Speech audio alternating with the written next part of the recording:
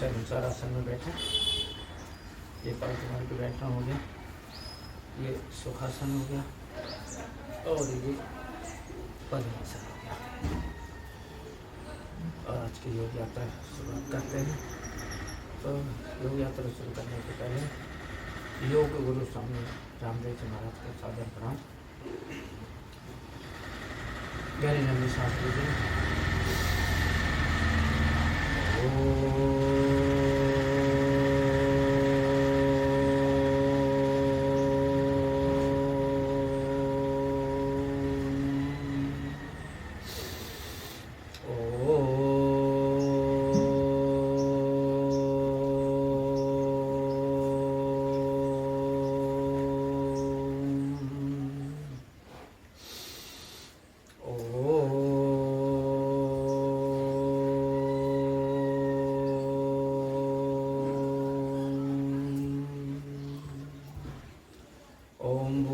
स्वः तत्सवितुर्वरेण्यं भर्गो देवस्य धीमहि धियो यो नः प्रचोदयात्।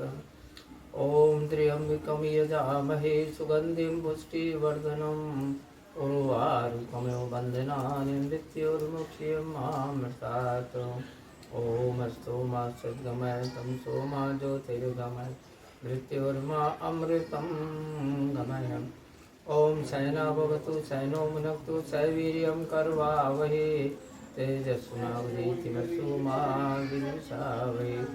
ओम सर्वे भवन्तु सुखिनः सर्वे सन्तु निरामया सर्वे भद्राणि पश्यन्तु मा कश्चित् दुःखभाग् भवेत्।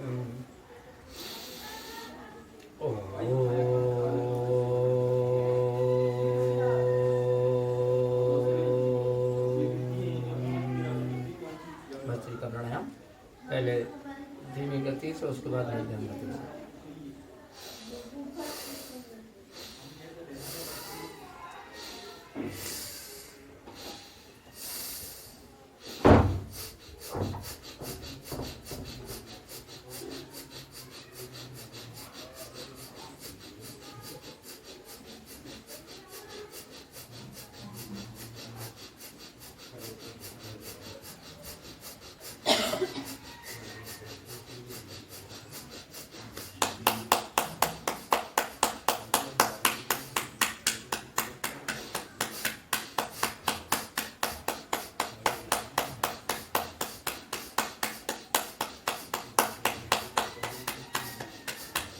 हथेली के मध्य भाग को दबाते हुए इस तरीका करें।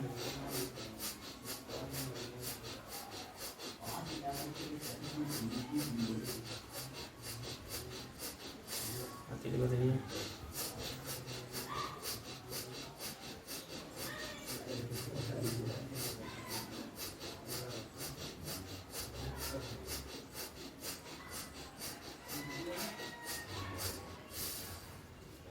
यदि आप स्वस्थ हैं तो 1 मिनट तीव्र गति से भस्त्रिका करें।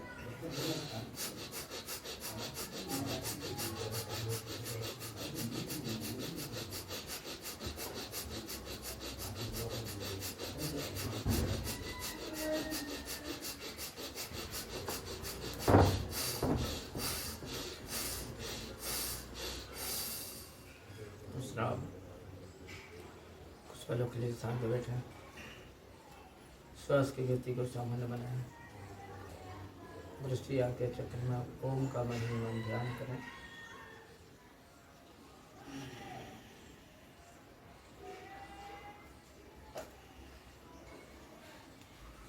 हाथ उठाओ और हाथों का आपस में घर्षण करें और इस प्रकार घर्षण से जो ऊर्जा उत्पन्न हुई या हुई है उसको आँखों के पलकों पर रखें। पूरे चेहरे को उबाल कर करें और हथेली देखते हुए धीरे धीरे आँखें खोलें और उनका उच्चारण करें। ओम। बस सामने फैला लीजिए और पैरों को घुमाएं।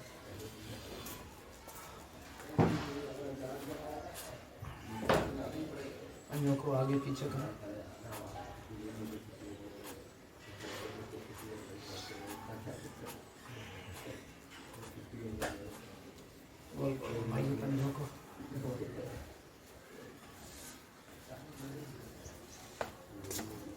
5 से 7 बार एक दिशा में और इतने ही बार विपरीत दिशा में।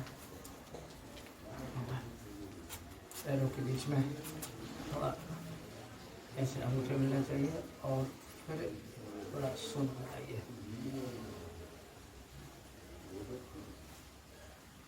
क्लॉकवाइज और एंटी क्लॉकवाइज। नाखून का आपस में घर्षण करते चले, इससे बाल घने मुलायम होते हैं, बाल टूटते नहीं हैं। इस प्रकार से पंजों को गोल गोल घुमाइए, इससे हमारे पंजे स्वस्थ रहते हैं, पंजों में खून का संचार व्यवस्थित होता रहता है। और पैरों को एक एक करके आप जरूरी घर्षण कीजिए, दोनों पैरों से एक साथ।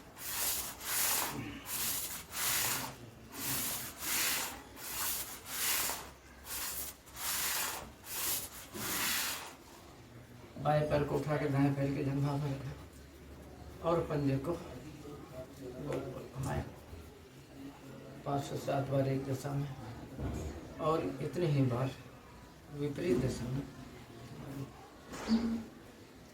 गहरी लंबी सांस लेकर के छोड़ते हुए और अब घुटने को सीने से लगाएं। जमीन में जैसे नीचे की तरफ दबाते हैं तो सांस लेना है, सीने से लगाते सांस को छोड़ देना है। गहरी लंबी लंबी सांस।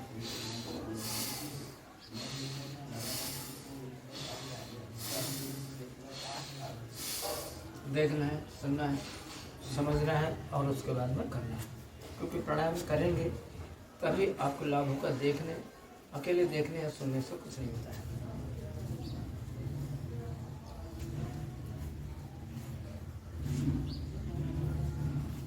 योग को अपने दैनिक दिनचर्या में शामिल करें, अर्थात ये कहें कि योग की शुरुआत, दिन की शुरुआत योग के साथ ही करें।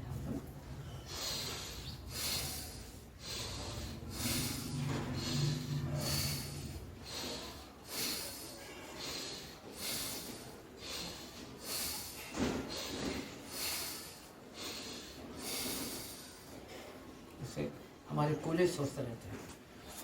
अब बटरफ्लाई करें। बटरफ्लाई से क्या होगा, ये पंजे स्वस्थ रहते हैं हमारे और ये कूल्हे होते हैं, ये स्वस्थ रहते हैं, है ना।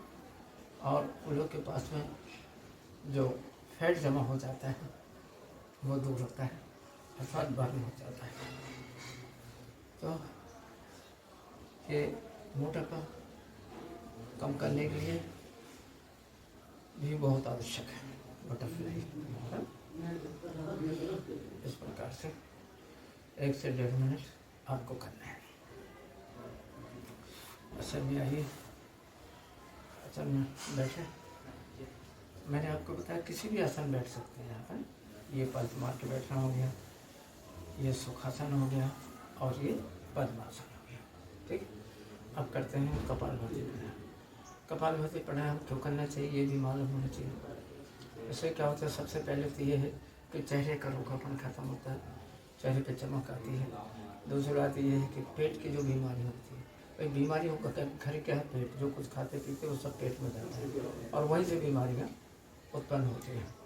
इसलिए जैसे खट्टी डकार आना, जी में चलाना, उल्टी होना, पेट दर्द होना, पेट में जलन होना, ये सारी बातें जो होती है इससे होती है।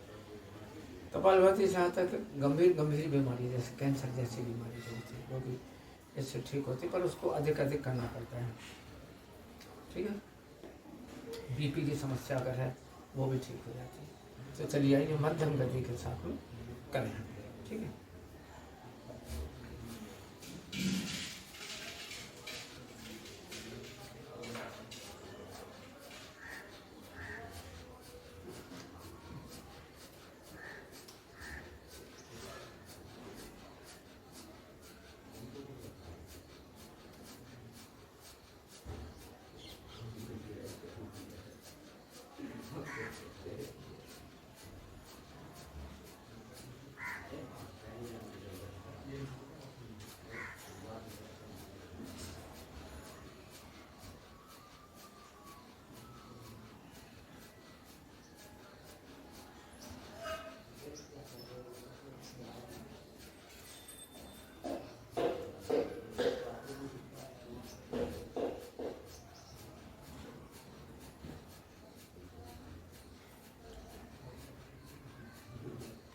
श्वास में ओम का जाप करते चाहिए, ओम का जाप करते जाना हर श्वास में, है ना।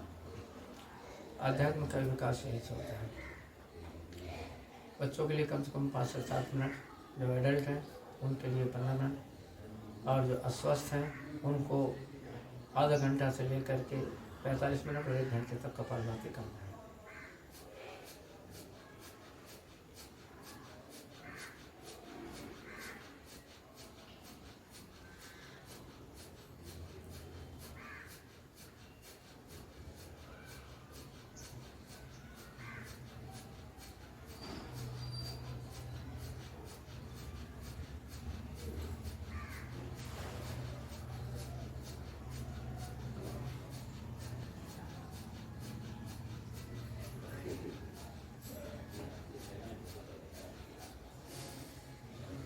विश्राम, कुछ पलों के लिए शांत बैठें।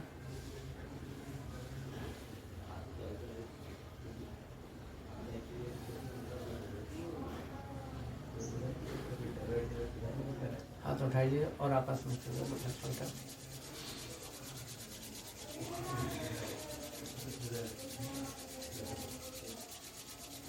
लक्षण से उत्पन्न होता को आंखों के प्रकोप रखा, पूरे चेहरे को भी बांध रखा है।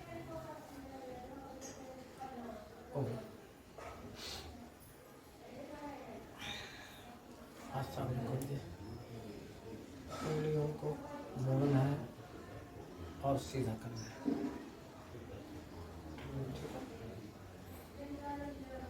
अब मुट्ठियों को खोलें और बंद करें, मुट्ठियों को खोलना है और बंद करना है। 5-7 बार ऐसा करना है आपको।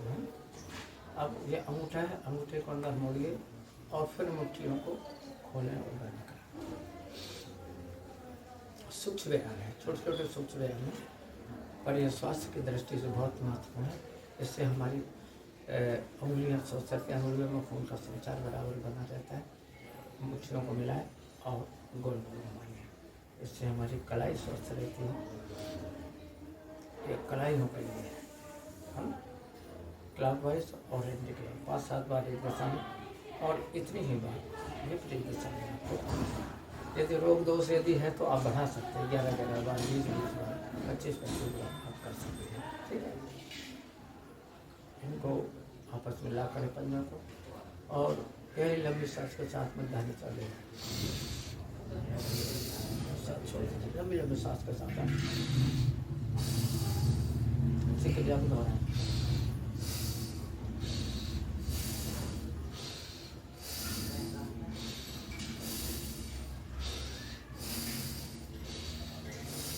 इससे हमारी कंधे स्वस्थ रहते हैं, कलाइयाँ स्वस्थ रहती हैं। हाथ सामने खोले और इधर उधर लंबी सांस के साथ।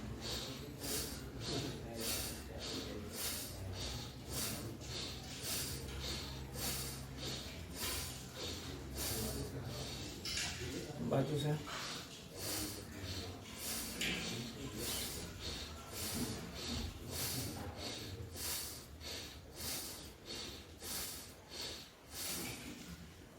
सर्वाइकल पेन के जिन्हें समस्या उनके लिए भी आराम है।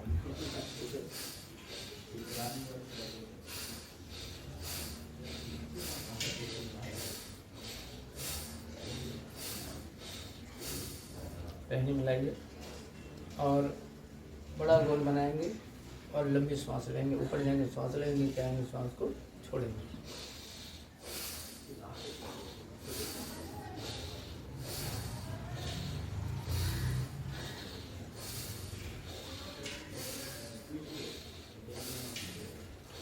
विपरीत दिशा में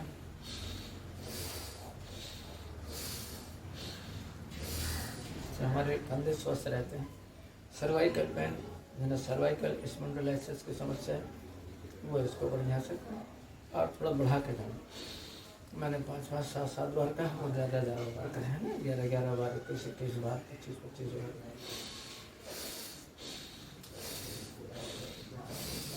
विपरीत दिशा में ठीक है। कलाइयों को लाकर शरीर को ऊपर रखें, लंबी सांस लेते ऊपर की तरफ, बाईं तरफ ये जाके छोड़ दीजिए इसमें। उसी तरह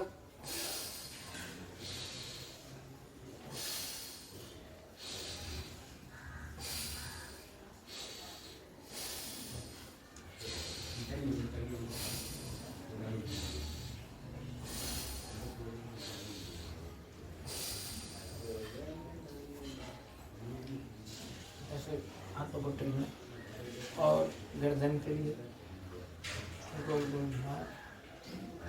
इससे हमारी गर्दन स्वस्थ रहती है।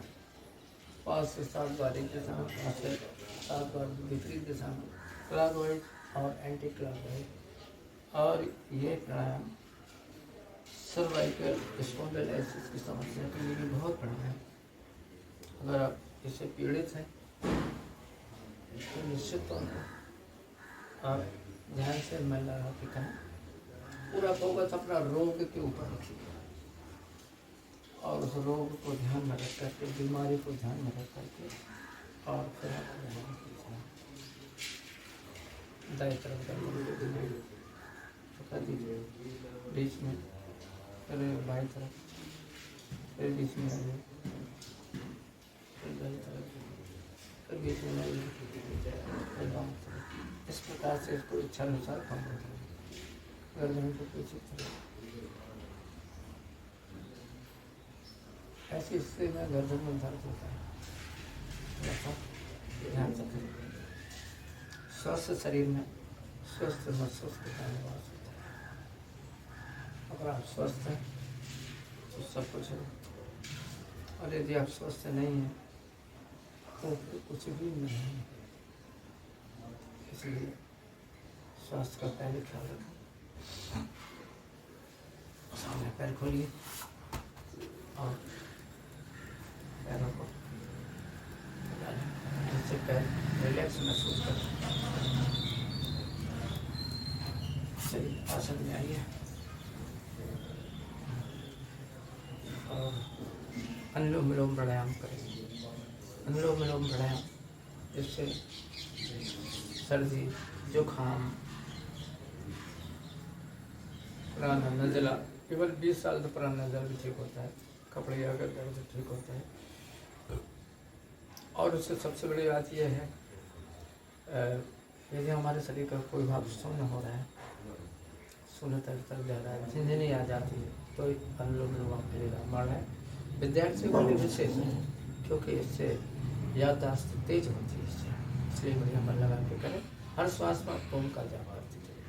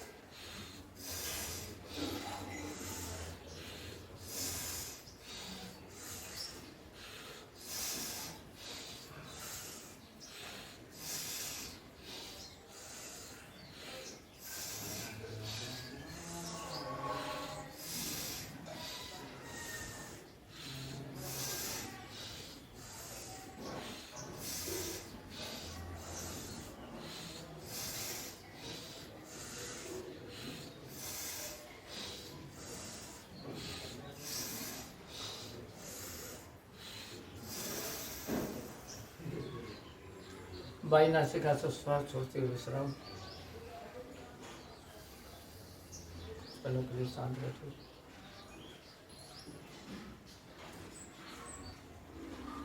हाथों को उठाओ और हथेलियों को आपस में घर्षण करें।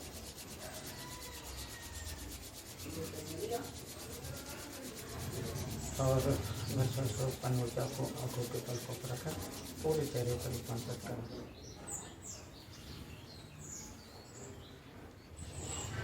और पैरों को सामने खोलिए।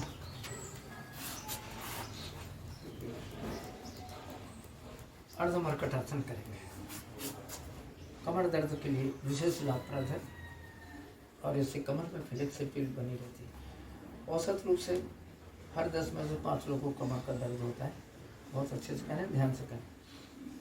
1 2 3 4 5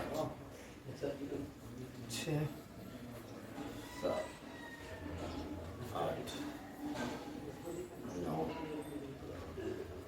10 11 12 13 14 15 16। पैरों के बीच में अंतर बना 1 सवा फीट तक और इसी क्रिया को दोहराना। 1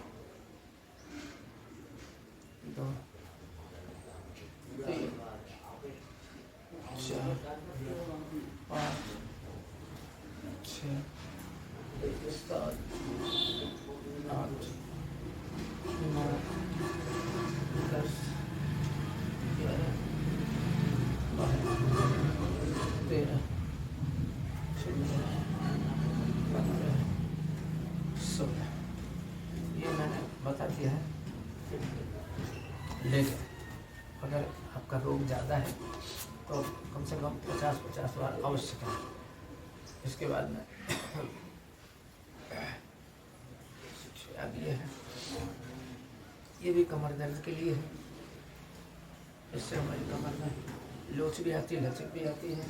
और जो मोटे मोटे हमारे भाई लोग हैं उनके लिए रामबाण है। कमर के पास में जमा चर्बी जो है वो इससे दूर होती है, बर्न हो जाती है और कमर हमारी सुडौल हो जाती है।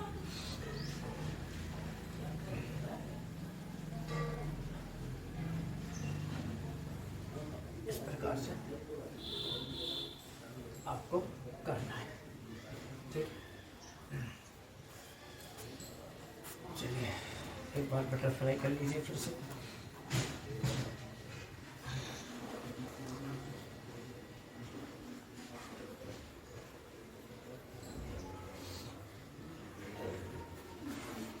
चलिए आइए, अब हम आपको कराते हैं।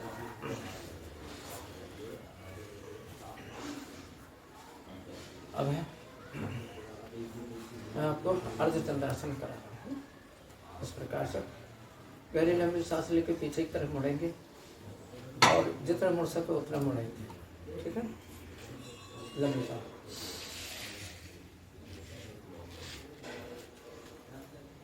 वापस लौटते हुए छोड़ेंगे। वापस ये मेरुदंड के लिए बहुत अच्छा है और कमर दर्द के लिए।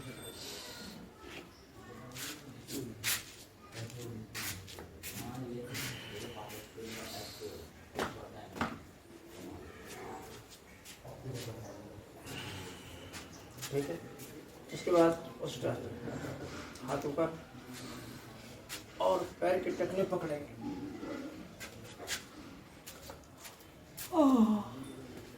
धीरे धीरे वापस एक बार पुनः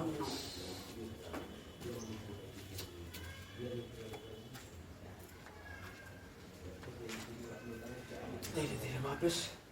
ये दोनों ही मैंने 2-3 बार कराए हैं। आपको यदि समस्या है तो आपको अधिक बार करना है, कम से कम 11 बार, है ना।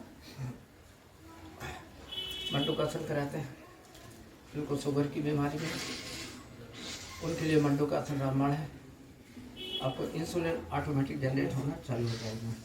पीछे जाएंगे, सांस लेंगे, सामने आएंगे तो झुकेंगे, मुट्ठी इस प्रकार से बांधें।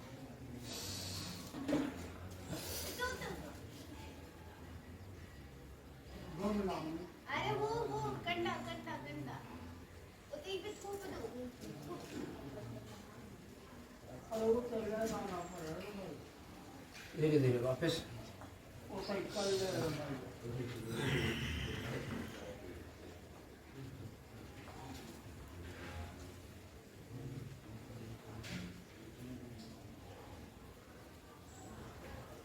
धीरे धीरे वापस।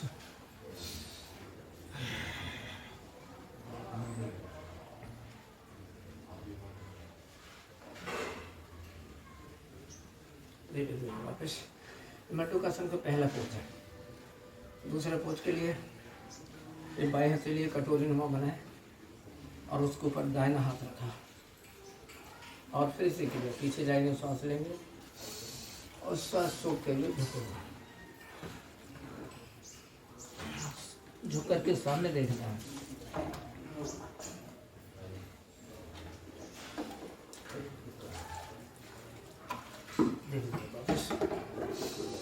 दोहराइए इसी क्रिया को।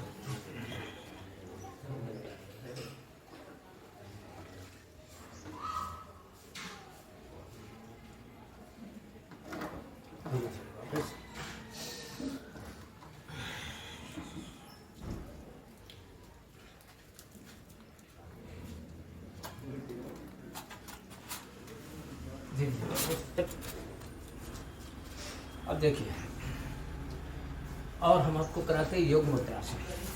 ठीक है, योग मुद्रासन में आप पद्मासन बैठना जरूरी है, तभी योग मुद्रासन है। और देखिए, मंडूकासन की 2 पोज कराती है, ये योग मुद्रासन। ये शुगर पेशेंट के लिए रामबाण है, या जिनकी नाभि टल गई है वो भी इससे ठीक होती है ना।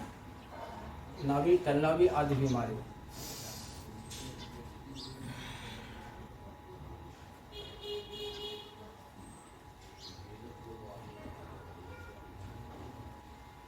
वापस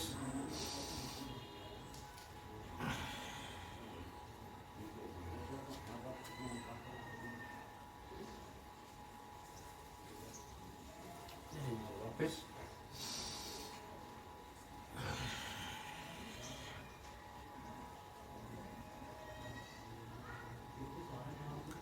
वापस। तो आपने देखा, सुना, समझा, और अब आपको करना है। ठीक बात है।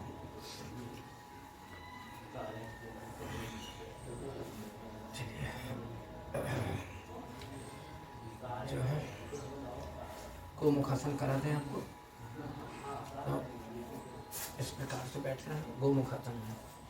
और जो पैर ऊपर है, ये दाहिना पैर ऊपर है तो दाहिना हाथ ऊपर जाएगा, और बायां पैर नीचे है तो बायां पैर नीचे से जाएगा। इस प्रकार से ये गोमुखासन कहलाता है। हाँ, ये कंधे के लिए बहुत अच्छा है। और बाएं पैर से सीख लिया। अब ये बायां पैर ऊपर है तो बायां हाथ ऊपर से जाएगा और दाहिना हाथ नीचे से जाएगा। ठीक, मैं आपको घूम कर बता दूँ।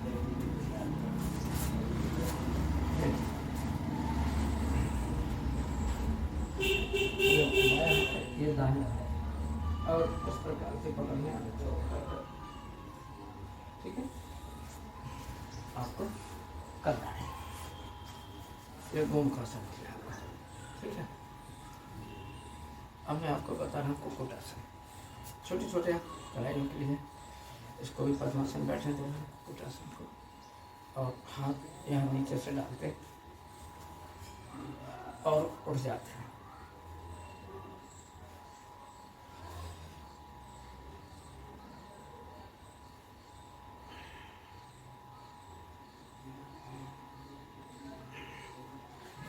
ये कुक्कुटासन कहलाते हैं। इससे हमारी कलाइयाँ मजबूत होती है इससे। ठीक है, अब हम आपको करा देते हैं मयूरासन। कहते हैं कि मयूर कंकड़ भी खाता है तो पच जाता है। हम भी कैसे भोजन करें, भोजन पच जाएगा। ये नाभि के दोनों पर भी लगा के देखिए, इस प्रकार से।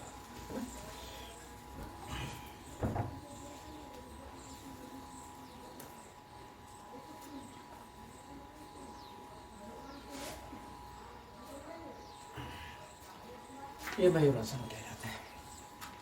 ठीक बात है। चलिए आइए, बैठिएगा सर। सर दर्द होता है तो एक बार इसको सर को दबा लेंगे, लंबी सांस लेंगे।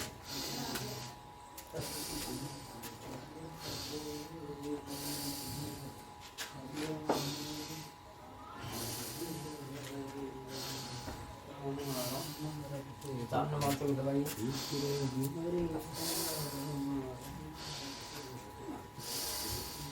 पंजों को लॉक करते हैं।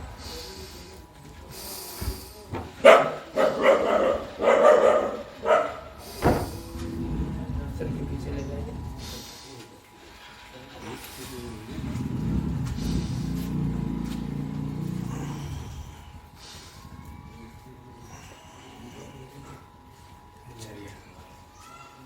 इसके बाद में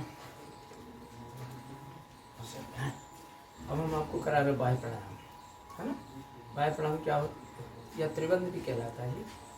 ये गोदा द्वार को संकुचित करके ऊपर खींचते हैं इसको, पर पेट को लाकर पर गले को, इसलिए इसको त्रिबंध बोलते हैं। ठीक है, गले में सांस लेकर के छोड़ेंगे।